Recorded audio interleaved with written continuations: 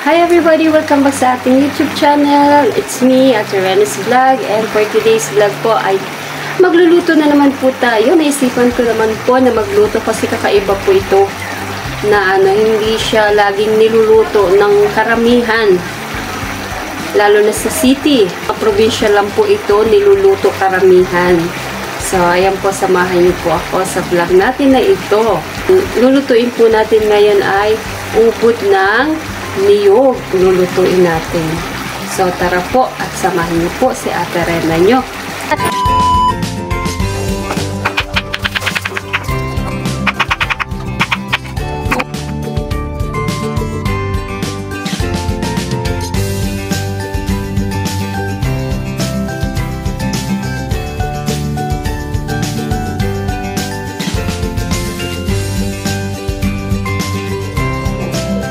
Pwede po siyang kainin ng hilaw. So, ayun po. Tapos na ako. Dami. Tara po at umpisahan na po natin.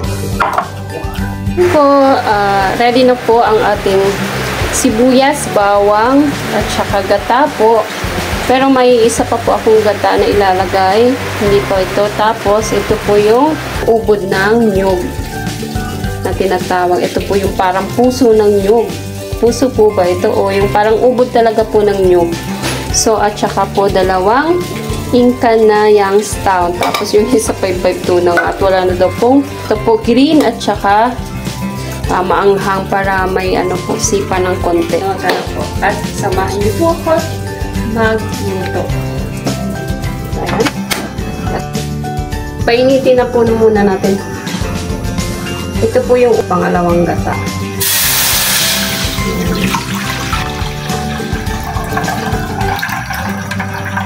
So, ayan. Initin po na muna natin. Tapos, bawang, sibuyas, so, kunti lang po kasi para ma-estimate natin mamaya. Tapos paminta. Ayan, kumukulo na. Lagay na po natin yung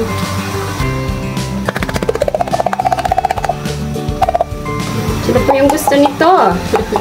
Sino po yung nakaranas nitong kumain na? Sayang yung sauce. Ayan. Ayan. Sayang yung sauce.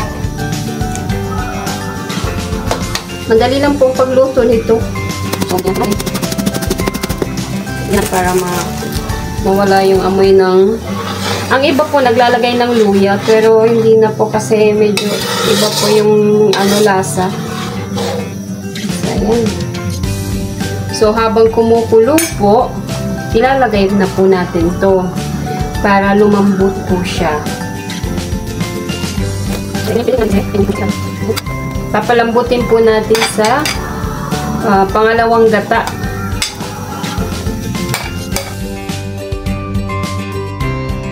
Habang hinihiwa nyo po itong ubod ng niyog, lagyan din po ninyo ng asin para hindi siya magkulay brown. Antayin lang po natin kumulo. Matuyo po siya. So, lagyan na po natin ng asin ulit. Pangalawang asin. Estimate nyo lang po yung asin.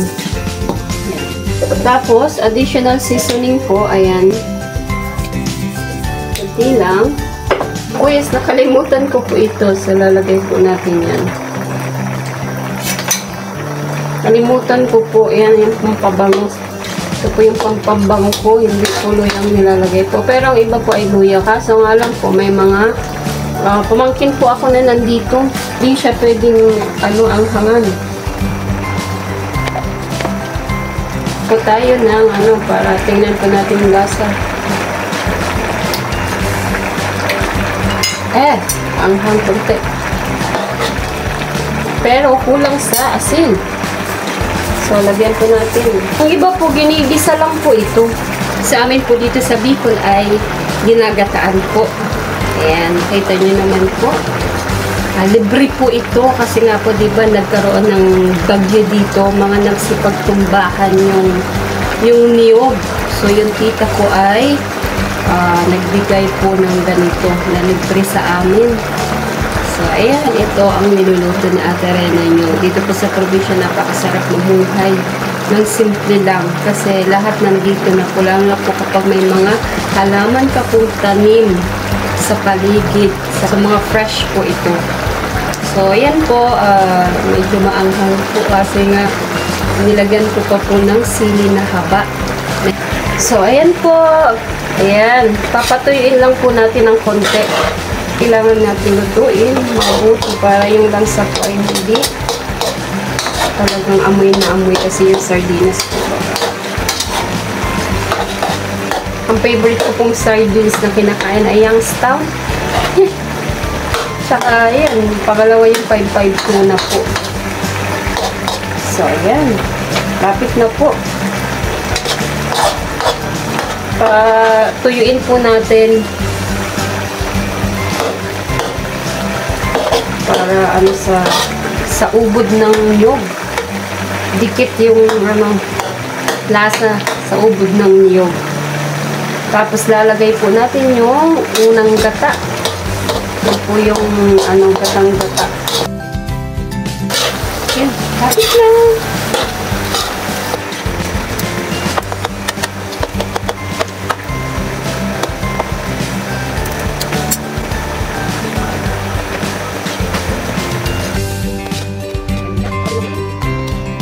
Ubus na po yung ilalagay na po natin to.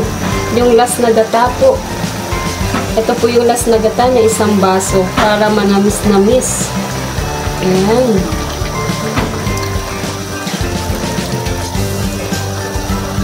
Ayan. So, ayan. Dito po ay talagang dapat ay lutong-luto yung gata.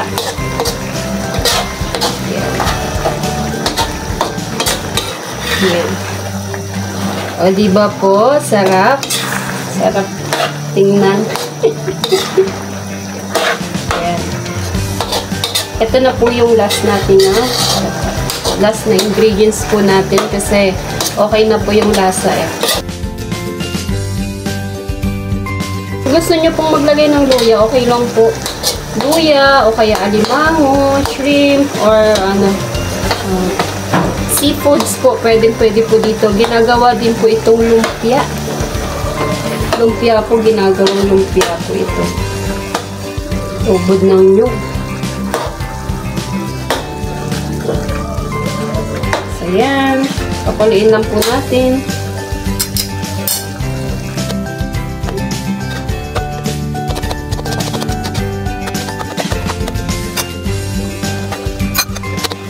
So, yan. Lapit na. 5 minutes na lang po. Ayan. Lutuin lang po natin yung unang gata na nilagay po natin. Ayan. Kita nyo naman yung sili. Gusto kong durugin pero hindi pwede kasi may mga pamangkin nga po ako na nandito. Baka hindi sila makakain. So, ayan. Ayan po. Tapos na. Ayan. Ayan. Hainin na po natin. Ayan po yung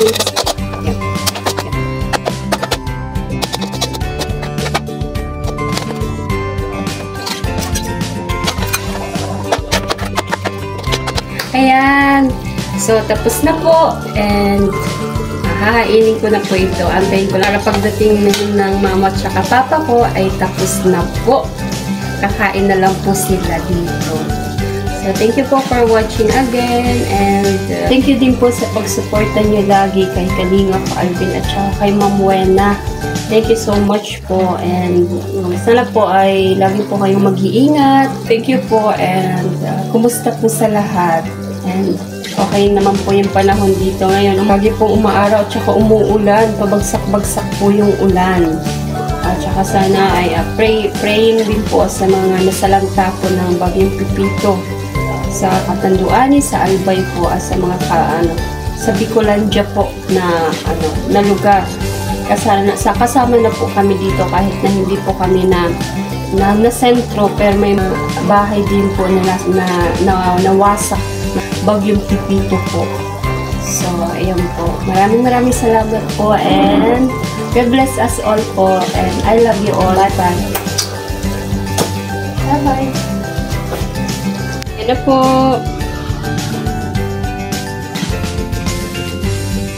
So, ayan. Finished product.